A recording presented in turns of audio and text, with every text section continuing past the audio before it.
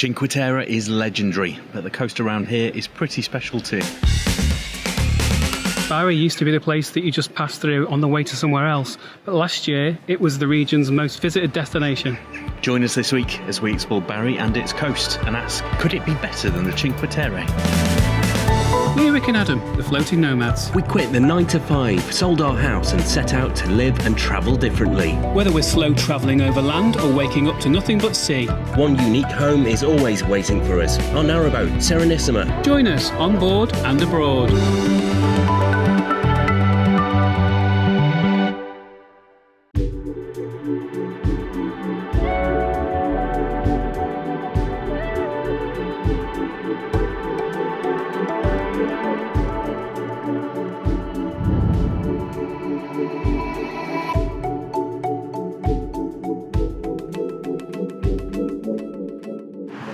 Hello, so we made it all the way from Malta.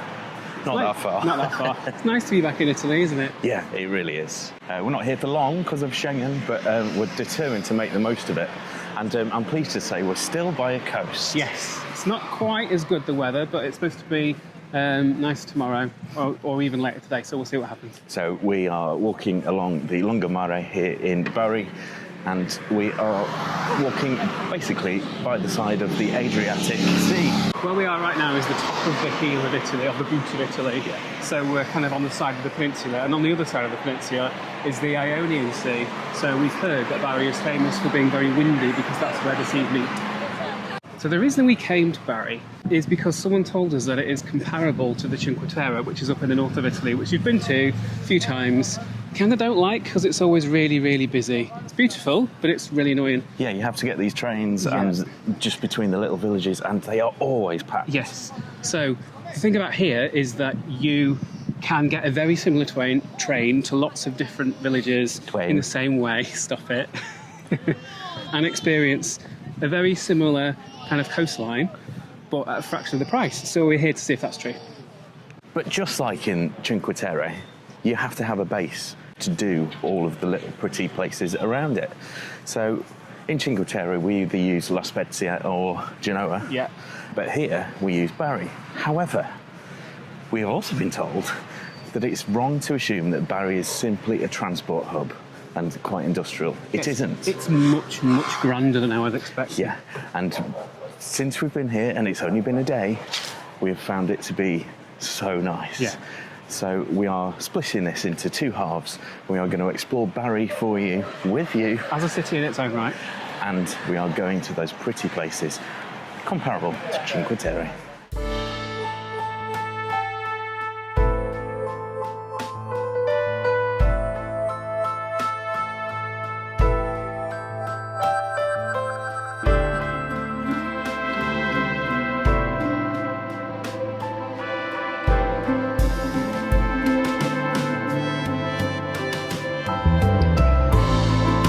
Here by the people selling fish. Yeah, it's awesome. So this is actually a proper fishing port. Ones are on the Cinque Terre. Yeah, they have boats in them, but they're not proper fishing ports. It smells. It does smell of fish, yeah, it's nice. So Bari is kind of a town of two halves, isn't it? Yeah, I think that's fair to say. So there is the newer bit, which was mostly built in the 1920s when this area had a big resurgence. Lots of big Liberty-style apartment buildings, really nice architecture. And then there's the other bit, which is the old town, which we are walking along the Mare now to get to, where there's a bit of a link to where we started our winter in Antalya. But we'll go into that a bit more detail a bit later on.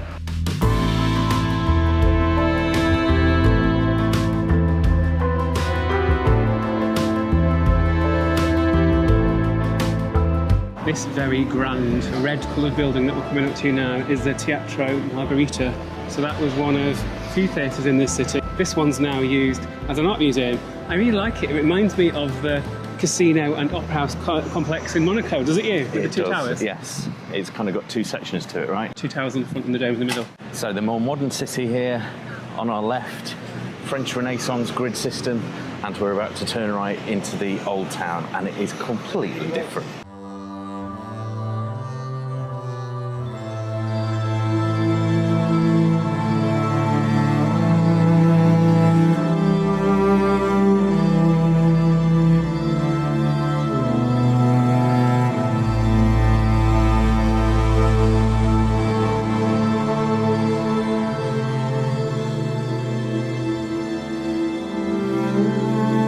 So we have now entered the old town officially. Yeah, and it's got a few of these beautiful piazzas in them. Massive. Which would be very good for a spritz later on. There's lots of little bars and restaurants around the outside, which is exactly what I like to see. Yeah. So maybe we will. Maybe. Of course we will. It's quite quiet in this square now, but it changes dramatically at night. It just comes alive. I can't wait to show you later. The other bit of the old town are these tiny, kind of winding alleyways. Just like in Mdina, it was built like that. So you kind of get lost in them because of attacks on the city. They deliberately wanted their enemies to get lost.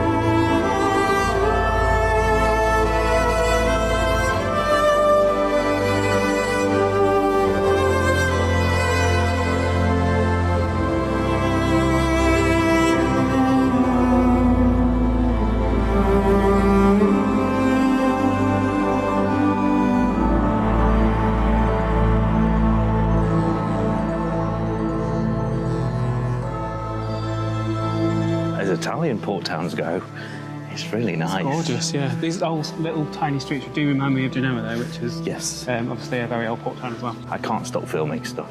It is that pretty. Yeah, that's always a good sign. Yeah, it is. So it's proven to be true to not just think of this as a transport hub. Yes.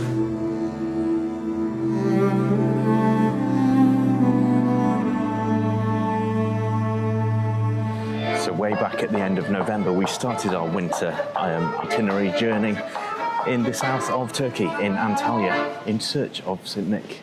Take a look at what happened. St. Nicholas is not in this church anymore, so they built this church over where his tomb was, and then later people came and stole his bones. So there is a church dedicated to him in Bari, in the south of Italy. Bari, in the south of Italy. Bari, in the south of Italy. Bari. So when we got to St. Nicholas's Church in Myra, we discovered that although his tomb is there, there are no bones there anymore. They were stolen. So most of them, were stolen and brought to Bari and are in that building. And a few more of them are in Venice. He was the patron saint of sailors, which is why this happened. So in 1087, they basically went and desecrated that church, dug him up and brought him here and built this fabulous church for him. So it's kind of weird that we're here, don't you think? Yeah. This was not planned. We obviously know the Venice location well. It's actually on Lido, where we stay when we're in Venice. And we hadn't gone to the Myra church before when this trip started months ago. So it's quite weird that we're in the third place of St. Nick. Yeah, there can't be many people that have been to all three. So the place where he was actually bishop and the two sites where his bones were. Yeah. So should we go inside and have a look? Let's actually go and find him and see his bones.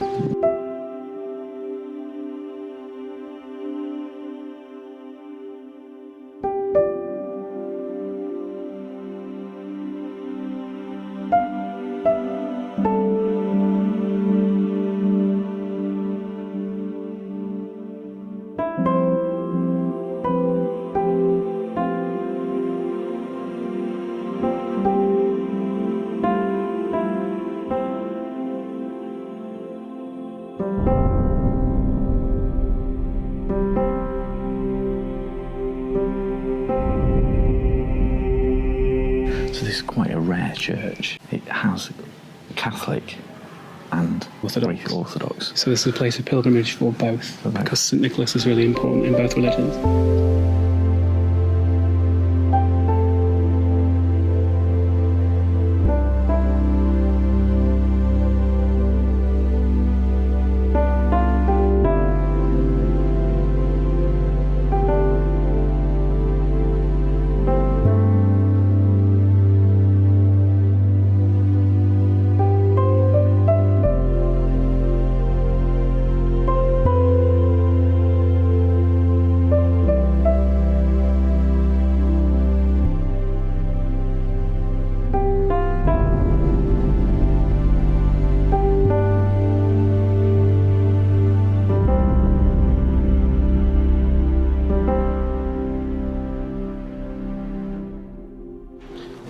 that was quite special. It was. It was. I know the crypt. It was a church within the church. It was, though, was not what I was expecting at all. I was expecting what we know as a crypt in the UK, which is less like a dusty room under a church. Yeah. That was not like that. No, it was. It had several altars down there. It was so atmospheric. Lots of lanterns. Had its own pews, and then obviously the big centrepiece was St Nick himself. His bones in that too. Yeah, which was really strange. Like you could see the different religions because how many times they genuflected and crossed themselves. Yeah, and to be in that church in Myra, where we had supposedly this tomb of St Nick there, and now we've had supposedly where the bones were taken. Yeah, it's a nice completion of the story, really. Yeah.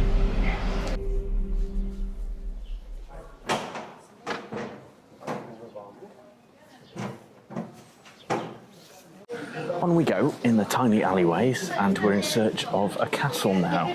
Shouldn't be that hard to find, right?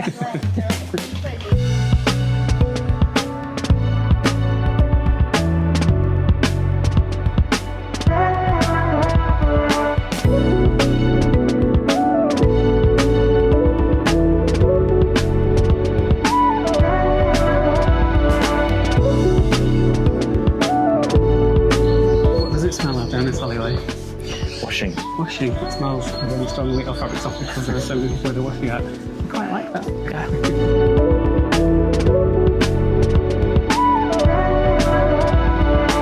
Still not found a massive castle though, but determined not to put it into my map. It's the end of this road, I'm sure it is. Sure. Why are you so sure? Because I've got a good sense of direction. Coming to the end of the road. Yeah. Are you right? Yes, I am right.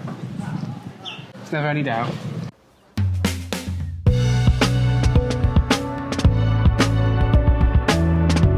Castle facts. Castle facts. So it was built in 1132 originally. It has been rebuilt a couple of times since then. And it has a sea moat on 3 of the sides. And then... I mean, it really doesn't. I'm looking at it right now. You're doubting my castle facts. Yeah, well, I trust my eyes rather than your facts. Right, let's look over this wall. Quite a grassy sea. It's not that wet. I presume that used to be the sea moat, but it's not anymore. I mean, it's blocked in. Modernism, the cars weren't there either in those days. Right. Anyway, the 4th wall goes straight down into the sea. That is right. I think it used to go down to the sea and then they built a road. It might be grass today, but this colossal medieval moat was once flooded by the Adriatic. Before Bari's modern promenade existed, these massive northern walls dropped directly into the sea, making this 12th century fortress a brutal shield against the coastal raids. All this sightseeing, it's definitely lunchtime. It is, and we're on our way to have a speciality from Apulia, from actually this city, and it's called, in English, it's called assassin spaghetti. Yeah. Why is it called assassin spaghetti? Yeah, this could go one of 2 ways. It's meant to be one of the hottest things you will ever taste here in Bari. So, wish us luck.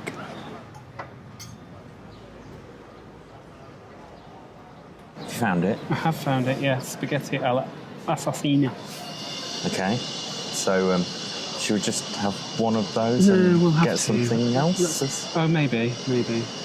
I'll have it. I'm happy to have it.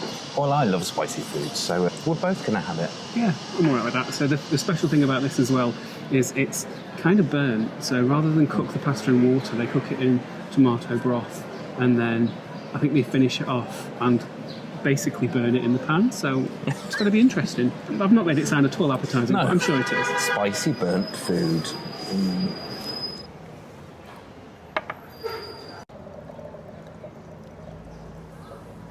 Cheers. We did get a bottle because it was €15 for a whole bottle or €5 for a glass, which would have been 10 between us, so it would have been silly to get a glass each. Yeah. So, Well, we need something to cool the spicy. here's to wine at lunchtime. Grazie.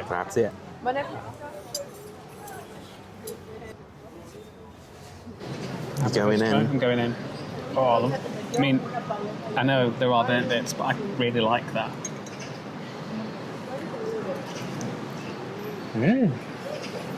Good texture. Wait for the afterburn. It's fine, I can do that. The cheese helps.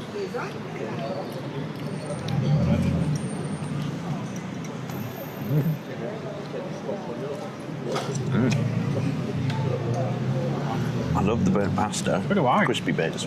Spiciness though. That was sort of a revelation. It was really, really good. I'm absolutely going to look for the recipe and try and work out how to do that, because it was like no pasta dish I've ever had before. Yeah, it wasn't the spiciness that we really liked. That wasn't spicy enough for me, but the burnt pasta was... Crispiness, the texture of it was great. So, we've done enough sightseeing and we're full up. We are going back to the hotel to do some editing and chill out and... No, we're going to go for a nap. We've had a bottle of wine at lunchtime and a big pasta dish. I Maybe need that a too. little sleep. And just in case of the spiciness as well, it might be good to be in a hotel room. We're going to see you guys tomorrow when we are going to go to those nice coastal towns and compare it to the Cinque Terre.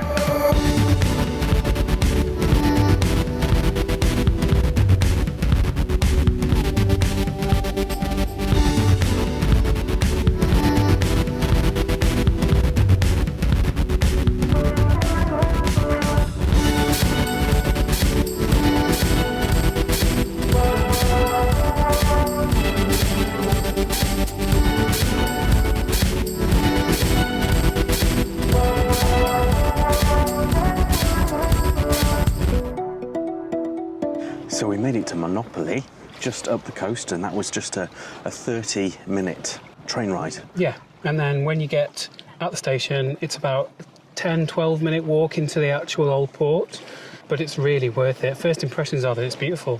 However, let's just talk about that transfer into the old bit. You do have to put up with some rather meh streets, which you don't have to on the Cinque Terre. Yeah, that is true. In the Cinque Terre, obviously, the train was purpose-built to take tourists to those little villages. And the train ride itself there is beautiful along the coast. When you arrive here into the old bit, it looks like a Greek island. So there's whitewashed buildings. It's just absolutely beautiful. There's green shutters everywhere. The thing that strikes you is how quiet it is. The Cinque Terre, even in March, is really busy, is uncomfortably busy. We were walking around these streets all on our own. Yeah. I mean, it is out of season here, definitely. It's out of season in both places. It is out of season in Cinque Terre as well, yeah. And I have to admit, yeah, the little streets here are so nice.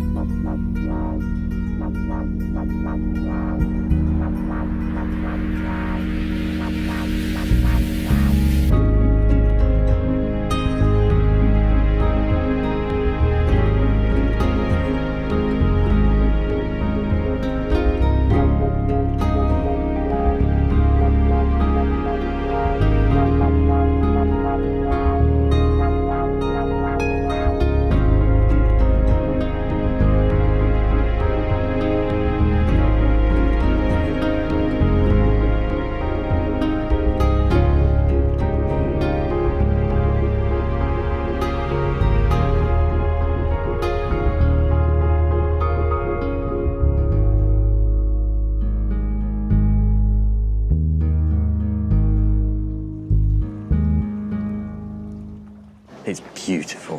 One of the most pretty places I have ever been. I agree. It is closed, though. It is. There's the odd shop open, but it's very much the odd shop. Cinque Terre comparison, probably 80% of that would be open now. Yeah. And just so you know, we are early March and it is a Tuesday afternoon. So that's the huge cathedral. Really kind of disarming. You think it's a tiny little fishing port. You go around a corner and there's this massive cathedral in front of you. I can't fit it all into the shot, to be honest with you, because You can't get back from it. No, it's enclosed in all these little streets. Wow. It's a bit more sense. That wasn't the front. No, that was the side. There's the front. I could Wow. probably fit more in shot now.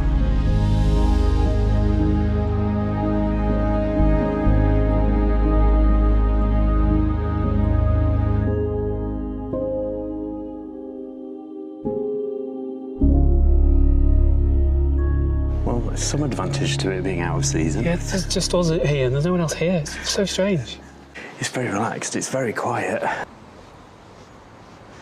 So we're making the trek back up to the train station now. 12 minutes.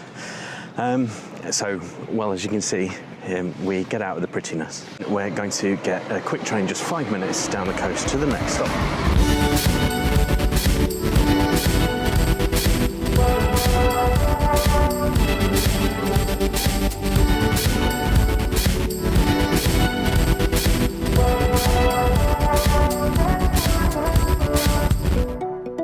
Welcome to Polignano on Mare, and a short hop, a 5-minute hop on a train. Yep. That was easy done. Another 12-minute walk to get us to the older town and to the cliff tops.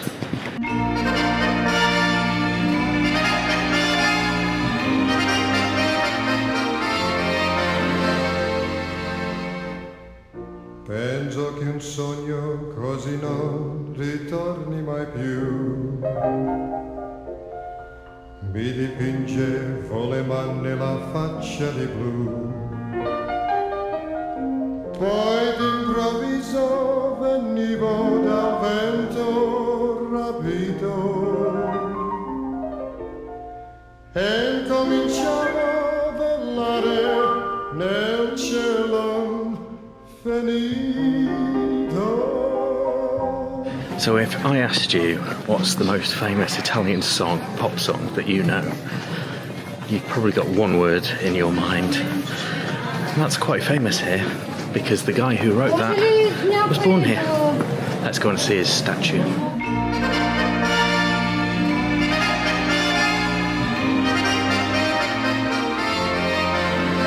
Here he is. That's Domenico Midungo. And the famous song is Di Blu, Dipinto di Blu, which probably doesn't mean anything, but if I go Di Blu, Dipinto di Blu. It's Volare. Volare. Oh, cantare.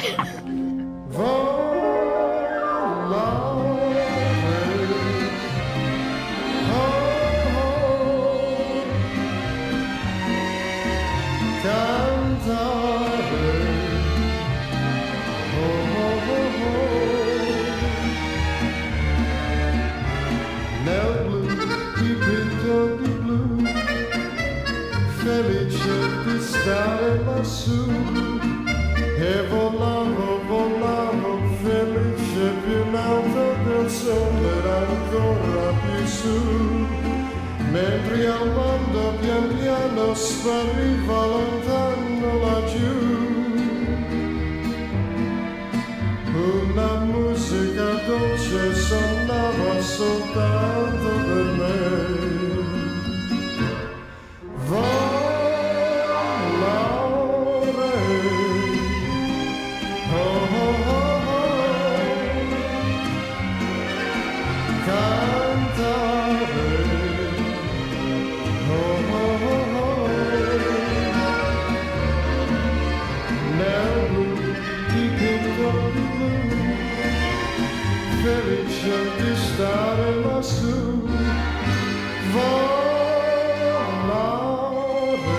So everywhere we go in this place, we just come to these viewpoints, and it's all just looking out over the sea, over the cliffs and over the sea. It feels really special, doesn't it? It's also, again, not very busy, but things are open here. There are restaurants, there are bars. Could fancy a spritz in a minute, to be honest. It feels like that sort of time of day. Reminds me of Focaccia. Oh yeah, near Genoa, yeah, I can see that. Which yeah. is nearly Cinque. Not Cinque Terre, but same coast, close. same coast.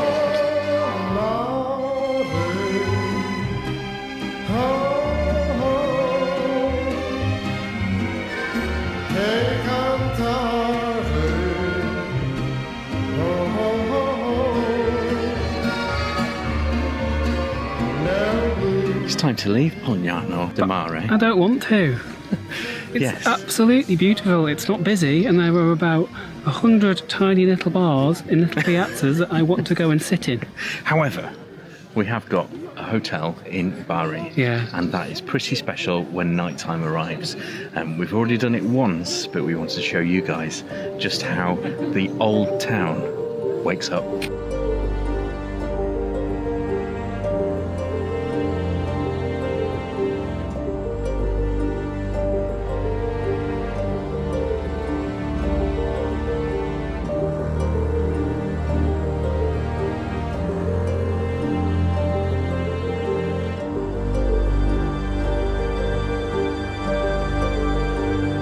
it's just so atmospheric.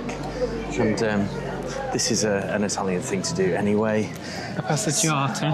At 6, 7 at night, basically just to wander the streets and say hello to everybody. So time for a spritz, I think.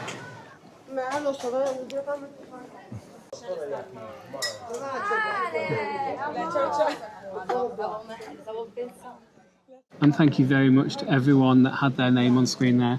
We love having you as Floating Nomads members. And if you'd like to join our club or become our friend, then just scan this QR code or click the join button below. You get a ring, yeah. That was something being passed on a bike. Just noticed it looks a bit like we're in prison, but we're not, promise. Just a nice shop with nibbly bits that serves drinks and food as well. Tarali and taralini, which are like circular biscuits that you have with drinks. We haven't ordered them now, we're having focaccia instead. Kind of forced upon us. Yeah. She was like a nonna. She wouldn't let us Not just eat. order drinks. So we've got a small focaccia as well. That's it. This looks very red for Campari. It's the fake one, it's the martini one. We found that a few places are doing this now. They're not serving real Campari. But it's actually a thing called Martini Bitter. We have argued in the past in Cagliari, and that did not go well. My Italian is pretty good, but not in a heated moment, and I just basically crumbled. I like this one though, I like the I was just martini about one. to say, the good news is we like it just as much. But they shouldn't really be calling it Campari.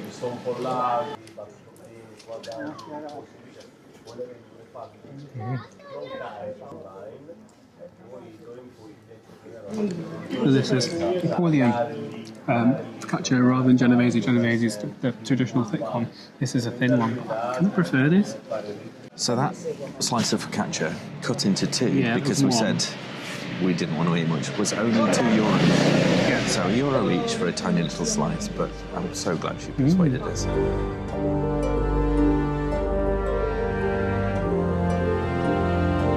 So let's talk about Bari itself. We have totally fallen in love with this place. And in comparison to maybe La Spezia or Genoa, it's just as good Absolutely. as a base. I would agree. I absolutely would However, agree. do not just think of this as a transport hub. It really isn't. It is a destination in itself. If you were to spend 4 or 5 nights here and not leave, you'd have a good time. You wouldn't be disappointed at all. There's plenty to do, lots to see, and the food is amazing. And then what about in comparison to the Cinque Terre? That is the question we promised to answer. Is it better? It's different. It's completely different. The little villages we've been to today all have their own charm and are all incredible and all worth visiting. Yeah. And crucially, they were not busy. Yeah, the only issue I have is the train itself.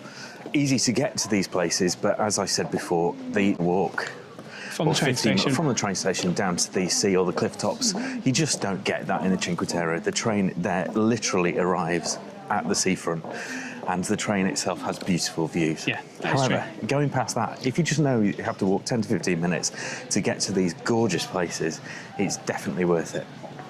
So with the Cinque Terre comparison, 2 things are important to me that make this place better. It's quieter, much, much quieter. Even in March, Cinque Terre is rammed. It's not here at all. And the other thing is it's much, much cheaper. Yeah, those 2 spaghetti dishes together, 12 each, so 24. And that bottle of wine yesterday, only 15 in a restaurant. In a city centre restaurant. We've come to the edge of the old town now, and it's time to go back into the modern world. We're going to leave you in the old town. Enjoy it, it's amazing. But before we do that, we've got to let you know our Schengen days are now dangerously low at 5 out of 90 in a rolling 180, which means we have to leave Schengen tomorrow. We are going to Albania on a ferry, and we're going to the capital city of Tirana. We've never been to Albania before. We're very excited. Please do like, subscribe. And comment. Yes, we do love it when you do so. Until next time, in Albania. Goodbye. Volare.